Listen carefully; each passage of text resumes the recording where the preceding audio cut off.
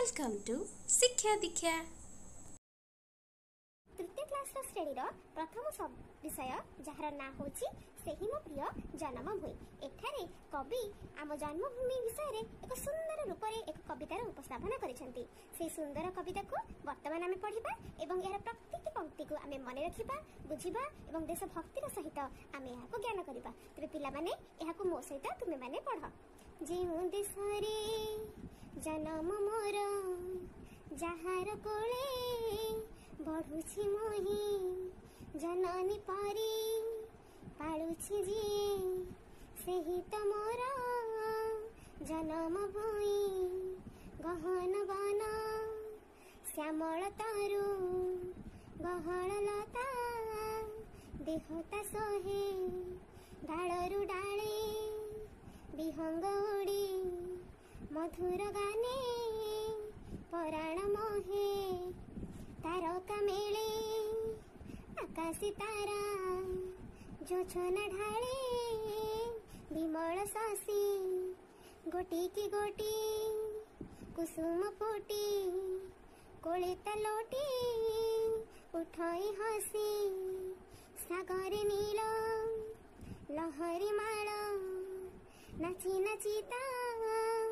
चरण धुए खेली खेली का झरणा केते सरागे तार देहटी छुए सेही देशर पन्ही पुरे आपण पर विचार नाही सबुरी साथे खेले मुहसी सभी मोर भौणी भाई ताहारी सुख कामनाम ताहारी सेवा आमरी काम ताहारी पाई जीवन ढाली रखिबा में ताहारी नाम सेही तो गढ़े जीवन मोर से नेहि तार बढ़ुछि मोहि ताहाठु बड़ नाही के आओ सेही मो प्रिय जन्मभूमि सेही मो प्रिय जन्मभूमि। तो पिला माने आमे ए सब विषयटा को संपूर्ण भाव में प्रथम रु शेष जांगे गान कले। एबे आमे प्रत्येक धाड़ी को पढ़िबा एवं तार अर्थ कवि एठारे कोन कहिबाकू चाहुचंती ताहाको आमे उत्तम रूप में बुझिबाकू चेष्टा करिबा। जेउ देशरे जन्म मोर जहार कोले पढ़ुछि मुहि जननी परी पालुछि जे सेही तो मोर जन्मभूमि।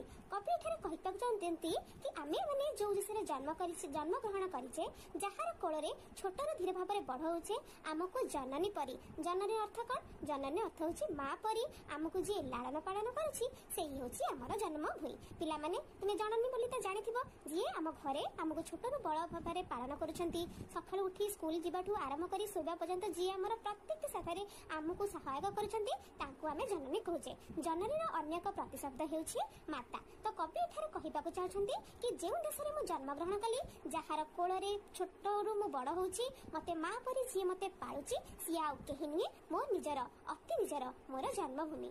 गहन बन श्यामल तरु गहल लता देहता सोहे डालरु डाले विहंग उड़ी मधुर गाने पराण मने।